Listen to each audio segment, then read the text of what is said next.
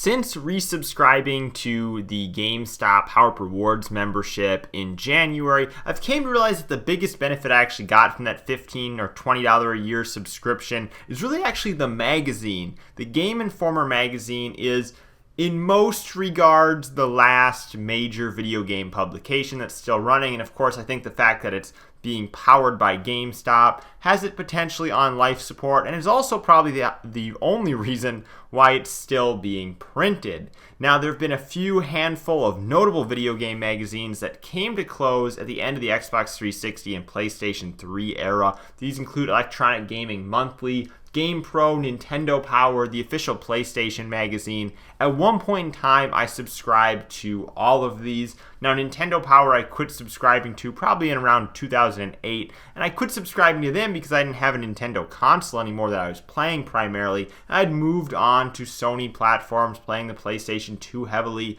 in 2007 and 2008, so I subscribed to the PlayStation magazine instead for a few years until ultimately I ended up having my Xbox 360, and then Microsoft's and the Xbox became my platform of choice. And then I subscribed to GamePro until its demise in 2011. I remember they did have a brief period where they tried like a quarterly special edition, larger issue. I bought that on the newsstand for like $10 or something. I think they only printed one of those, and then they completely went out of business, and it all just fell apart. So in the United States, there's only two major video game magazines that are still publishing. One of them obviously being Game Informer, which at the price of $15 or $20 a year to get it. I think it's $15 digitally and $20 physically, as well as getting those coupons for GameStop. If you're interested in subscribing to a video game magazine, going to GameStop and subscribing to this is really your best, and for the most part, only option, because the other one is Pure Nintendo Magazine, which I wasn't even aware of until I was researching this video. But basically what it is a bi-monthly publication that you can't subscribe to in the true sense of I'm going to subscribe and prepay for 6 or 12 issues. It looks like a subscription model where you pay for each individual issue as it comes out. The issues are $15 each. They seem like they're under 100 pages consistently, so a relatively short issue when you're talking, 70 or 80 pages for $15 to be able to get that physically printed and sent to you. So it does seem more on the expensive end, and obviously that's because they don't have the level of scale that Game Informer does. Now, the UK has been a bit more popular with keeping up with video game magazines, and there's two of them there that I think are still worth talking about, and that's the PlayStation Official Magazine, which was discontinued in the US towards the end of the PlayStation 3's lifespan, but continues to be printed in the UK. Obviously, that's an English publication, so if you wanted to order it from the UK, get it sent over here to America, you could do that as well, but the pricing, I'm sure, on it is very expensive,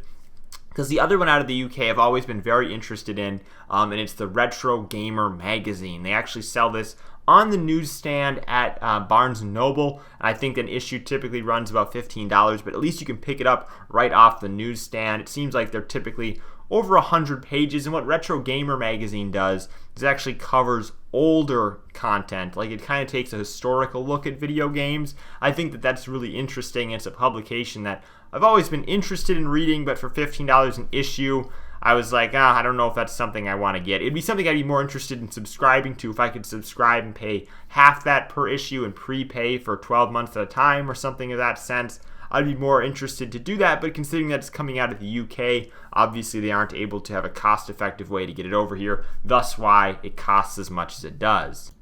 I know that these magazines aren't popular anymore for the sake of the ease of access that information comes at right now. You're able to get so much more content just off of, Google or YouTube or Reddit, and get it in such a quick manner that something like, say, the Tony Hawk Pro Skater announcement a couple of weeks ago that I was really psyched up for, to see that HD remake and hopefully have it turn out close to the original game, and the fact that they're even going as far as to include the original soundtrack is promising, whereas if I'd been waiting on a magazine to come, it'd been a month later potentially before I would have got to hear about it. So obviously the news cycle in magazines kind of makes this just be a bit more delayed, and for that reason, it almost seems purposeless. However, I can say there are many different times, particularly with the Nintendo Switch, where I think there's a lot of under-the-table indie titles that maybe go unnoticed, where I've been reading Game Informer and I've heard about a game that maybe came out a couple weeks ago or was going to come out in a couple weeks that was covered in the magazine. I didn't know anything about it because it didn't get enough publicity, enough traction online, and by putting it in Game Informer, I was able to get some publicity in that respect. However, because I think I'm part of a small minority that really takes an interest in the print media and being able to find this out on a monthly basis like I'm able to with Game Informer, I think that video game journalism will need to continue to evolve if it wants to even have a shot at surviving. I think that journalism in general, in terms of a print medium, is seriously in danger of dying out. I've been a Sports Illustrated subscriber for well over a decade, and I've watched it go from a weekly publication now all the way dwindled down to a monthly publication. So if Sports Illustrated is struggling, video games are going to be no different. But I think that something like Retro Gamer out of the UK is a publication that has a really unique spin on things, looking at things that are older and a historical aspect of it. I think that while all that content too is on YouTube, and you can find out about the history of many of these consoles on YouTube, I think that having it in a print medium doesn't necessarily make the monthly issue seem like it's as much of late news. It is late news intentionally. It's retro news